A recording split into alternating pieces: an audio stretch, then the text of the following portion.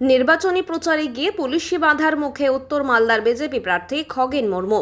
পুলিশের দাবি পারমিশন ছাড়া বাইক র্যালি করা হচ্ছে। পাল্টা বিজেপির দাবি বারবার অনুমতি চাওয়া সত্ত্বেও ইচ্ছে করে অনুমতি দেওয়া হচ্ছে না। পুলিশ তৃণমূলের হয়ে কাজ করছে। মালদার বামুনগোলার ঘটনা। আমরা সেই বিশেষে আর কি এগোচ্ছি। এখন আমি তো যে আমার তো এখানে কিছু করার নেই। আমাদের এআরও সাহেবের যেহেতু রিজেকশন অবজেকশন হয়েছে সেই দিন আটকানো হয়েছে। অনুমতি নেওয়া হয়েছে? অনুমতি নেওয়া হয়েছে। এই যে র্যালির অনুমতি আছে? র্যালির জন্য ওখান থেকে অবজেকশন জানানো হয়েছে।